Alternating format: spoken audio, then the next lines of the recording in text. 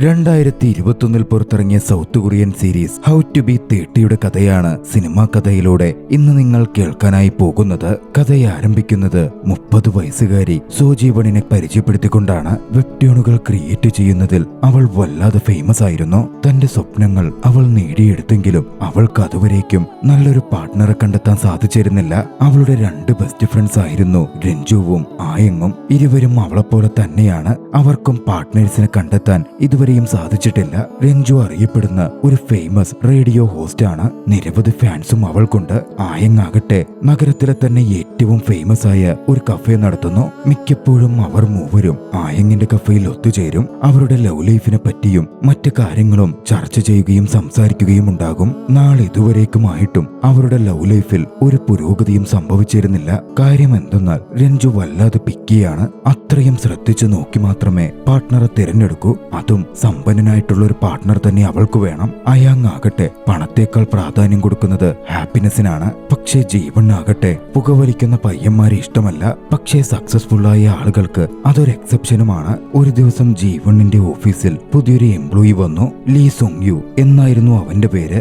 ജീവണിന്റെ എഡിറ്ററായിട്ടായിരിക്കും Sung you work ചെയ്യുക. Sung യുവിനെ ആദ്യമേ കണ്ടപ്പോൾ തന്നെ അവന്റെ ഭംഗിയിൽ ജീവൻ വീണിരുന്നു. പക്ഷേ അപ്പോൾ അവനെ അവൾ തിരിച്ചറിഞ്ഞിരുന്നില്ല. അവരൊന്നിച്ച് ഒരു ബാറിൽ പോയി. അവിടെ വെച്ച് സംസാരിക്കുമ്പോഴാണ് സുങ് യു ജീവണിന്റെ ഹൈസ്കൂൾ ബോയ് ഫ്രണ്ട് ആയിരുന്നു എന്ന കാര്യം അവൾ മനസ്സിലാക്കുന്നത്. കൃത്യമായി പറഞ്ഞാൽ അവളുടെ ഫസ്റ്റ് ലവ് സുങ് യുവിനെ പിന്നീട് കാണാതാവുകയായിരുന്നു. ഇപ്പോൾ അവൻ മടങ്ങി വന്നിരിക്കുന്നു. പക്ഷേ സ്ഥിരമായി സുങ് യു ഉണ്ടാകുമോ അതോ വീണ്ടും പോകുമോ എന്ന് ജീവണിന് ഉറപ്പുണ്ടായിരുന്നില്ല. ഇതേ സമയം മറ്റൊരു വശത്ത് രഞ്ജു ആകട്ടെ ഒരു ബ്ലൈൻഡ് ഡേറ്റിലായിരുന്നു. വളരെ സമ്പന്നനായ ഒരു വ്യക്തിയുമായിട്ടായിരുന്നു ബ്ലൈൻഡ് ഡേറ്റ്. അവൾ ആ വ്യക്തിയെ ആയങ്ങിന്റെ കഫയിലേക്കായിരുന്നു കൊണ്ടുപോയത്. അവർ ആദ്യമേ എക്സ്പെൻസീവായ ഒരു ബിയർ ഓർഡർ ചെയ്തു. പിന്നീട് അവനെ പോലും ഞെട്ടിച്ചുകൊണ്ട് അവൾ ഏറെ വില കൂടിയ വിസ്കിയും അവർക്കായി ഓർഡർ ചെയ്യുകയുണ്ടായി. ഇരുവരും ഒരുപാട് കുടിക്കുകയും നിലവിടുകയും ചെയ്തു. ജീവണ്ണും സുങ്യുവും ആകട്ടെ അപ്പോഴും ഒരു കഫയിലിരുന്ന് സംസാരിച്ചു കൊണ്ടിരിക്കുകയായിരുന്നു. മുമ്പ് സുങ്യു തന്നോടൊന്നും പറയാതെ പെട്ടെന്ന് അപ്രത്യക്ഷമായി പോയതിനെപ്പറ്റി അവൾ അവനെ കളിയാക്കി. സുങ്യു അവളുടെ അടുത്തേക്ക് ചെന്നു. ചുംബിക്കാൻ എന്നവണ്ണം അത്രയ്ക്ക് ക്ലോസ് ആയി അവളുടെ അടുത്ത് ചെന്നു. ഇതേ സമയം ഒരുപാട് കുടിച്ചിരുന്ന രഞ്ജുവും ബ്ലൈൻഡ് ഡേറ്റിനെത്തിയ വ്യക്തിയുമാകട്ടെ അടുത്തുള്ള ഹോട്ടലിലേക്ക് പോയി. മദ്യപിച്ചിരുന്ന അവരുടെ സ്വബോധം നഷ്ടപ്പെട്ടിരുന്നു. ആയങ്ങാകട്ടെ തന്റെ കഫയിലെത്തിയ മിസ്റ്റീരിയസ് ആയ ഒരു വ്യക്തിയെ അന്ന് പരിചയപ്പെട്ടു. പിറ്റേന്ന് രഞ്ജു ബെഡിൽ ഉറക്കമുണർന്നു. തലേന്ന് തനിക്ക് ഒരു ദിവസത്തെ പരിചയം മാത്രമുള്ള വ്യക്തിയെ ചുംബിച്ചതിനും അയാളോടൊത്ത് ഹോട്ടലിലേക്ക് പോയതിനും അവൾക്ക് കുറ്റബോധം തോന്നി. കുറച്ചു കഴിഞ്ഞ് ജീവൻ ആകട്ടെ തന്റെ ഓഫീസിലേക്ക് എത്തുകയായിരുന്നു. സോങ്യു അവളെ വെൽക്കം ചെയ്തു. ജീവൻ പക്ഷേ കുറച്ച് അൺകംഫോർട്ടബിൾ ആയി. തന്റെ സബോർഡിനേറ്റുമായി തനിക്ക് അടുപ്പമുണ്ട് എന്നത് കൊളീഗ്സ് അറിയുമോ എന്നൊരു ഭയം അവൾക്കുണ്ടായിരുന്നു. ഒന്നുമില്ലെങ്കിലും അവൾ ആ കമ്പനിയുടെ ഡയറക്ടർ ആണല്ലോ. വൈകാതെ മീറ്റിംഗ് തുടങ്ങി. മീറ്റിംഗിനിടയിൽ സോങ്യുവിനോട് നമ്മൾ തമ്മിൽ വലിയ പരിചയമില്ലാത്ത പോലെ ബോസിനോടെന്ന പോലെ ബിഹേവ് ചെയ്യാൻ ജീവൻ ആവശ്യപ്പെട്ടു. അന്ന് ഉച്ചതിരിഞ്ഞ് ജീവണ്ണും രഞ്ജുവും ആയങ്ങിന്റെ കഫയിൽ കണ്ടുമുട്ടി. ആ സമയം അങ്ങോട്ടേക്ക് ആയങ്ങുമായി അന്ന് സംസാരിച്ച മിസ്റ്റീരിയസ് മാൻ കടന്നു വന്നു. ആയങ്ങിനെ കാണാനുണ്ടായിരുന്നില്ല. അതുകൊണ്ട് തന്നെ അവർ അതിനെപ്പറ്റി ഡിസ്കസ് ചെയ്യുകയായിരുന്നു. അവർ അവളെ കണ്ടെത്താനും ശ്രമിക്കുകയായിരുന്നു. വന്ന മിസ്റ്റീരിയസ് മാനെ കണ്ടതും അവരിൽ ഒരാൾക്ക് ദേഷ്യം വരികയും അയാളെ തല്ലുകയും ചെയ്തു. കഥ ഒരു ഫ്ലാഷ് ബാക്കിലേക്ക് നീങ്ങുന്നു. അവർ കോളേജിൽ ഒന്നിച്ചു പഠിക്കുന്ന സമയത്ത് ആയങ്ങ മിസ്റ്റീരിയസ് മാനുമായി പ്രണയത്തിലായിരുന്നു. ബിയോങ് എന്നായിരുന്നു അയാളുടെ പേര്. വളരെ പെട്ടെന്ന് തന്നെ അവർ ഒഫീഷ്യലായി ഡേറ്റ് ചെയ്യാനും ആരംഭിച്ചു.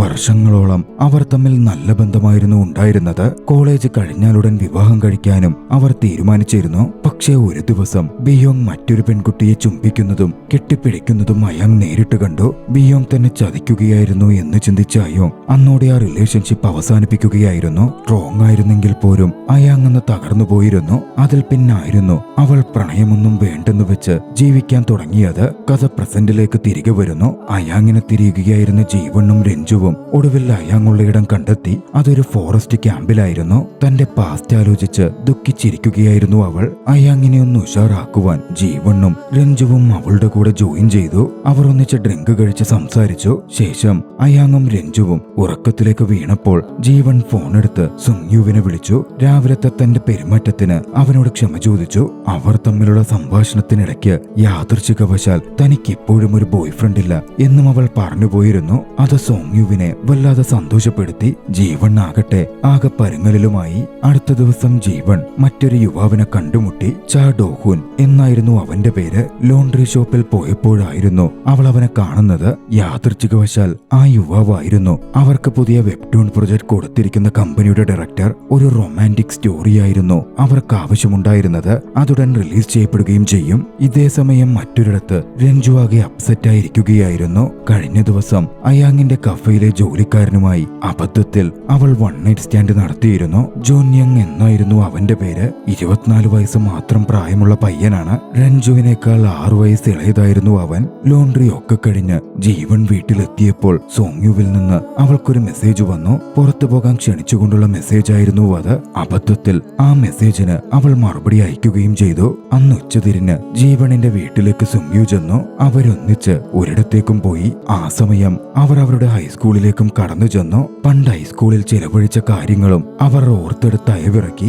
ഏറെ രസകരമായ സന്തോഷം നിറഞ്ഞ നിമിഷങ്ങളായിരുന്നു അത്. അപ്പോഴായിരുന്നു സെക്യൂരിറ്റി ചെക്കിന് ആ ക്ലാസ്സിലേക്ക് എത്തുന്നത്. പിടിക്കപ്പെടാതിരിക്കുവാൻ അവർ മറഞ്ഞിരുന്നു. പിന്നീട് പുറത്തെത്തി അവർ ഒന്നിച്ചിരുന്ന് സംസാരിക്കാൻ തുടങ്ങി. ആ സമയം പഴയകാലത്തെ ചില കാര്യങ്ങൾ സുങ്യു ഓർത്തു പറഞ്ഞു. തന്റെ പ്രണയം സുങ്യു നിരാകരിച്ചു എന്ന് ജീവൻ പ്രതീക്ഷിച്ചിരുന്നത് തിരുത്തിക്കൊണ്ടുള്ള പറച്ചിലായിരുന്നു അത്. ജീവണിന്റെ പ്രണയം ഒരിക്കലും വേണ്ടെന്ന് പറയാൻ അവൻ ഉദ്ദേശിച്ചിരുന്നില്ല. പക്ഷേ അതിനിടയിൽ ഒരു മിസ്അണ്ടർസ്റ്റാൻഡിംഗ് വന്നതായിരുന്നു. ഇതേ സമയം മയങ്ങിപ്പോയിരുന്ന ജീവൻ ആകട്ടെ സുങ്യു വിശദീകരിച്ച് പറഞ്ഞതൊന്നും കേട്ടിരുന്നുമില്ല. പിന്നാലെ അവൾ ആ വിഷയം തന്നെ മാറ്റി സംസാരിച്ചു. സുങ്യുവിന്റെ ഹോപ്പ് പോലും പോയിരുന്നു. എന്നിരുന്നാലും സുങ്യുവിന്റെ പെരുമാറ്റത്തിൽ നിന്നും പെട്ടെന്ന് ജീവൻ കാര്യം മനസ്സിലാക്കി. ഇനിയും തന്റെ മനസ്സിനെ തെറ്റിദ്ധരിപ്പിച്ച് നിൽക്കാൻ തനിക്കാവില്ല എന്ന് തിരിച്ചറിഞ്ഞ അവൾ അവനോട് തന്റെ ആഗ്രഹവും ഇഷ്ടവും തുറന്നു പറഞ്ഞു. രാത്രി ചിലവിടാൻ അവനെ തന്റെ കൂടെ ക്ഷണിച്ചു. അന്ന് രാത്രിയിൽ അവർ ഒന്നിച്ചായിരുന്നു കഴിഞ്ഞത്. സുങ്യു ഉറങ്ങുമ്പോൾ അവന്റെ ഫോൺ റിങ് ചെയ്യുന്നത് ജീവൻ കണ്ടു. കോൾ വന്നുകൊണ്ടിരുന്നത് ഒരു സ്ത്രീയുടേതായിരുന്നു. ഹേറയോങ് എന്നായിരുന്നു അതിൽ പേര് കാണിച്ചതും. ആദ്യം അവൾക്ക് എന്തോ പോലെ തോന്നിയെങ്കിലും സംശയങ്ങൾ ഒഴിവാക്കുവാനും മിസ്അണ്ടർസ്റ്റാൻഡിങ്ങിലൂടെ പ്രശ്നങ്ങൾ ഇല്ലാതിരിക്കുവാനും അവളൊന്നും ചോദിച്ചതേയില്ല. അടുത്ത ദിവസം ജീവൻ വല്ലാതെ cheerful ആയിരുന്നു. ആ യങ്ങിന്റെ കഫയിൽ പോയി ബെസ്റ്റ് ഫ്രണ്ട്സിനൊപ്പം അവൾ സന്തോഷത്തോടെ സമയം ചെലവിടാൻ തുടങ്ങി. അവിടെ വെച്ച് ആ യങ് ജുൻയോങ്ങിനെ ജീവണിന് പരിചയപ്പെടുത്തി. രഞ്ജുവിന്റെ പരിചയക്കാരനാണെന്നും പറഞ്ഞു. അവരിരുവരും ഒരിക്കൽ ബ്ലൈൻഡ് ഡേറ്റ് ചെയ്തിട്ടുണ്ട് എന്നും കൂട്ടിച്ചേർത്തു. വൈകാതെ രഞ്ജുവും അങ്ങോട്ടേക്ക് കടന്നു വന്നു. അപ്സെറ്റായ എക്സ്പ്രഷൻ ആയിരുന്നു അവളുടെ മുഖത്തുണ്ടായത്. ഇരുവരും മദ്യപിച്ച് ഉന്മാദത്തോടെ സംസാരിച്ചു കൊണ്ടിരുന്നു. സുങ്യുവിനൊപ്പം ഇന്റിമേറ്റ് ആവുക കൂടി ചെയ്ത ജീവൻ കൂട്ടുകാരുമായി അത് പങ്കുവെക്കുക കൂടി ചെയ്തു. രഞ്ജുവും ആയങ്ങും സർപ്രൈസ് ആയിട്ടായിരുന്നു അത് കേട്ടത്. കാരണം ഇതിനു മുമ്പ് ജീവൻ മറ്റൊരാളുമായി കിടക്ക പങ്കിട്ടതോ ഡേറ്റ് ചെയ്തതോ പോലും അവർ അറിഞ്ഞിട്ടുണ്ടായിരുന്നില്ല. അവർ പലതരം ആശങ്കകൾ ഉന്നയിച്ചെങ്കിലും ജീവണിന് സോങ്യുവിന് വിശ്വാസമായിരുന്നു. സോങ്യു തന്നെ ഇനി ചതിക്കില്ലെന്നും തന്നെ വിട്ടു പോവില്ലെന്നുമൊക്കെ അവൾ വല്ലാതെ വിശ്വസിക്കുകയും ചെയ്തു. പക്ഷേ കാര്യങ്ങളിൽ കൂടുതൽ എക്സ്പീരിയൻസ് ഉള്ള രഞ്ജു പറഞ്ഞു, ഇന്റിമേറ്റ് ഒക്കെ ആയ ശേഷം അടുത്ത ദിവസം അയാൾ അവളെ കോണ്ടാക്ട് ചെയ്തിട്ടില്ലെങ്കിൽ അയാൾ ഒരു ജെനുവിൻ പേഴ്സൺ ആണ് എന്നെനിക്ക് തോന്നുന്നില്ല. അത് കേട്ടതും ജീവൻ സൈലന്റ് ആയി. കാരണം അന്ന് അവളെ സോങ്യുൻ വിളിച്ചിരുന്നതേയില്ല. മറുവശത്ത് സോങ്യു ആകട്ടെ തന്റെ ഗേൾഫ്രണ്ട് ഹൈറങ്ങിനെ കാണുകയായിരുന്നു. ജീവണിനൊപ്പമുള്ളപ്പോൾ സൂയങ്ങിന്റെ ഫോണിലേക്ക് വിളിച്ചത് ഹൈറങ് ആയിരുന്നു. കുറച്ച് ദിവസങ്ങൾ കഴിഞ്ഞിട്ടും സോങ്യുവിൽ നിന്ന് ജീവണിന് കോളുകളൊന്നും വന്നതേയില്ല. അവൾ അവനെ വിളിക്കാൻ നോക്കിയെങ്കിലും അവനതൊന്നും അറ്റൻഡ് ചെയ്യുകയും ചെയ്യുന്നുണ്ടായിരുന്നില്ല. ജീവൻ വല്ലാതെ വറീഡായി. ഒടുവിൽ അവസാനമായി സോങ്യുവിനെ ഒന്ന് വിളിക്കുവാൻ അവൾ ശ്രമിച്ചു. ഭാഗ്യത്തിന് ആ കോൾ അവൻ അറ്റൻഡ് ചെയ്തു. പക്ഷേ വളരെ സാധാരണ രീതിയിലായിരുന്നു സോങ്യു സംസാരിച്ചത്. അവർക്കിടയിൽ ഒന്നും സംഭവിച്ചിട്ടില്ലാത്ത പോലെ. ജീവൻ വല്ലാതായി. പക്ഷെ പെട്ടെന്ന് അവൾ തിരിഞ്ഞു നോക്കിയപ്പോൾ സോങ്യുവത സംസാരിച്ച് അവളുടെ അടുത്തെത്തി നിൽക്കുന്നു. ചിരിയോടെ നിൽക്കുന്ന അവനെ കണ്ടതും അവളുടെ മനസ്സലിഞ്ഞു. കഴിഞ്ഞ 3 ദിവസമായി അവൾ അവനെ മിസ് ചെയ്യുന്നുണ്ടായിരുന്നെങ്കിലും അവൻ അവളോട് ഞാൻ നിന്നെ മിസ് ചെയ്യുകയായിരുന്നു എന്ന് പറഞ്ഞപാടെ അവൾ അതിൽ അലിഞ്ഞില്ലാതായി. അന്ന് അവളെ വീട്ടിൽ ഡ്രോപ്പ് ചെയ്തത് അവനായിരുന്നു. ശേഷം അവൻ പോവാൻ നേരം തലേ ദിവസത്തെ തന്റെ ഡിസപ്പോയിന്റ്മെന്റിനെ പറ്റിയും മറ്റും അവൾ അവനോട് പറഞ്ഞു. ഉടനടി സങ്യു വന്ന് അവളെ ചേർത്തു പിടിച്ചു. തന്റെ സെഡക്റ്റീവ് വേർഡുകൾ ഉപയോഗിച്ച് അവളെ അവൻ സന്തോഷവതിയാക്കുകയും ചെയ്തു. ഇതേ സമയം മയോങ്ങിന്റെ കഫയിൽ ബിയോങ് വീണ്ടും എത്തുകയായിരുന്നു. അവളുമായി പഴയതൊക്കെ മറന്ന് വീണ്ടും ഒത്തുതീർപ്പിലെത്താൻ അവൻ ശ്രമിച്ചു. പക്ഷേ അവന്റെ റിക്വസ്റ്റിനെ എതിർത്ത അവളാകട്ടെ അവന്റെ തലയിലൂടെ ഒരു ഐസ് ബക്കറ്റ് പോലും കമഴ്ത്തി. തന്റെ ജീവിതത്തിൽ തന്നെ ഏറ്റവും വേദന അനുഭവിപ്പിച്ച അവനെ ജീവനെ വീണ്ടും കാണുവാൻ പോലും താൻ ആഗ്രഹിക്കുന്നില്ല എന്ന് അവൾ പറഞ്ഞു. അടുത്ത ദിവസം ജീവണിനൊരു ക്ഷണമുണ്ടായിരുന്നു. താനുണ്ടാക്കിയ ഒരു ഫിലിം കാണുവാൻ സുങ്യു ആയിരുന്നു അവളെ ക്ഷണിച്ചത്. അത് ഉടനടി റിലീസാവാൻ പോവുകയാണ്. ക്ഷണം സ്വീകരിച്ച് ജീവൻ അങ്ങോട്ടേക്ക് ചെന്നു. പക്ഷെ അവൾ എത്തിയെങ്കിലും സുങ്യു അവളുടെ കാര്യം ശ്രദ്ധിക്കാതെ മറ്റ് VIP ഗസ്റ്റുകളെ ശ്രദ്ധിക്കുകയും അവരെ ഹാൻഡിൽ ചെയ്യുകയുമായിരുന്നു. തിയേറ്ററിനകത്ത് ജീവൻ ഡോഹുനെ കണ്ടു.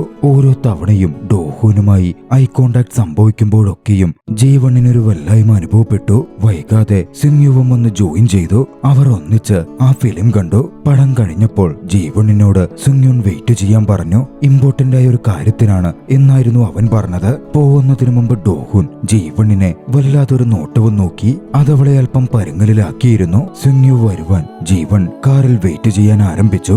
ആ സമയം കാറിൽ നിന്നും അവൾക്കൊരു നെക്ലസ് കിട്ടി. ഹാർട്ട് ഷേപ്പിലുള്ള നെക്ലസിൽ സുങ്യുവിന്റെയും ഹിയറിംഗിന്റെയും പേരുകളുടെ ആദ്യാക്ഷരം കുത്തിയിരുന്നു. ജീവൻ ഉടനടി അതെടുത്തു വെച്ചു. സുങ്യുൻ വന്നപ്പോൾ താനൊന്നും കണ്ടിട്ടില്ലാത്ത പോലെ പെരുമാറാനും തുടങ്ങി. സുങ്യുൻ പിന്നാലെ തങ്ങൾ പോകുന്ന ഇടത്തിന്റെ ഫോട്ടോ ജീവണിനെ കാണിക്കാൻ തുടങ്ങിയതും അവന്റെ ഫോണിലേക്ക് ഹിയറോങ്ങിന്റെ ഫോൺ കോൾ വന്നു. ആ സമയം ജീവൻ അത് തിരിച്ചറിയുകയായിരുന്നു. സുങ്യുവിന് ഹിയറിംഗ് എന്ന പേരുള്ള മറ്റൊരു ഗേൾഫ്രണ്ട് കൂടി ഉണ്ടെന്ന്. താനും ഹിയറിംഗും ബ്രേക്കപ്പ് ആയെന്നും ഇപ്പോൾ ബന്ധമൊന്നുമില്ലെന്നും തന്റെ ചാമും കഴിവും ഉപയോഗിച്ച് സങ്യു വിശ്വസിപ്പിച്ചു.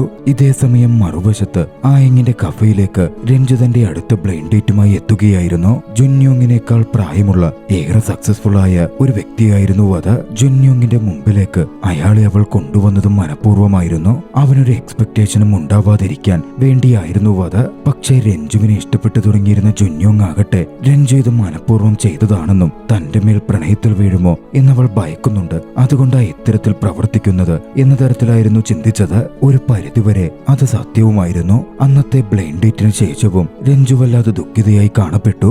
ആ ഡേറ്റ് നല്ല രീതിയിലായിരുന്നില്ല അവസാനിച്ചത്. രഞ്ജുവിന് അയാളെ ഇഷ്ടപ്പെട്ടതേയില്ല. വല്ലാതായി അവൾ ആയങ്ങിന്റെ കഫയിലേക്ക് തന്നെ തിരികെ പോന്നു. ജുങ്യോങ് അവിടെ എത്തി അവളെ കെട്ടിപ്പിടിച്ചു. ജുങ്യോങ്ങിന്റെ സാന്നിധ്യം അവളെ പെട്ടെന്ന് ആശ്വസിപ്പിച്ചിരുന്നു. അടുത്ത ദിവസം ജീവൻ തന്റെ ഓഫീസിലെത്തി. സൊങ്യുവിനെ പറ്റിയുള്ള സംശയങ്ങൾ അപ്പോഴും അവളുടെ ഉള്ളിൽ ഉണ്ടായിരുന്നു. പക്ഷേ സെഡക്റ്റീവ് സ്കില്ലുകൾ വല്ലാതെയുള്ള അവനാകട്ടെ വന്നപാടെ അവളെ ചുംബിച്ചു. അതവളുടെ സംശയങ്ങൾ പെട്ടെന്ന് അലിയിച്ചു കളഞ്ഞു. അവരുടെ ആ ചുംബനം ഡോഹൂൻ കാണുകയും ചെയ്തിരുന്നു.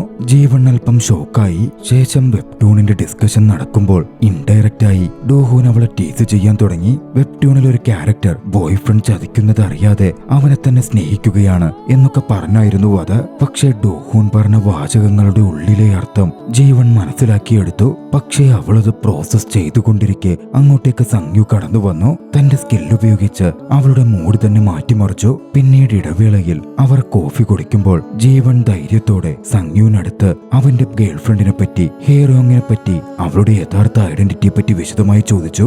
എന്തായിരിക്കും ഇനി സംഭവിക്കുക? 3 കൂട്ടുകാരികളുടെയും പ്രണയം സക്സസ് ആകുമോ, അതോ അവർ വീണ്ടും ചതിക്കപ്പെടുമോ? കഥയുടെ ആദ്യ ഭാഗം ഇവിടെ അവസാനിക്കുന്നു. തുടർന്ന് കാണുവാൻ ഡിസ്ക്രിപ്ഷനിൽ കൊടുത്തിട്ടുള്ള ലിങ്കിൽ ക്ലിക്ക് ചെയ്യുക. കഥ ഇഷ്ടമായെങ്കിൽ വീഡിയോ ലൈക്ക് ചെയ്യുക. അഭിപ്രായങ്ങളും നിർദ്ദേശങ്ങളും കമന്റുകളിൽ രേഖപ്പെടുത്തുക. കഴിയുമെങ്കിൽ ചാനൽ സബ്സ്ക്രൈബ് ചെയ്തും കൂട്ടുകാർക്ക് ഷെയർ ചെയ്തു കൊടുത്തും ഞങ്ങളെ സപ്പോർട്ട് ചെയ്യുക. അടുത്ത എപ്പിസോഡുമായി ഉടൻ കണ്ടുമുട്ടാം. അതുവരെ ബൈ.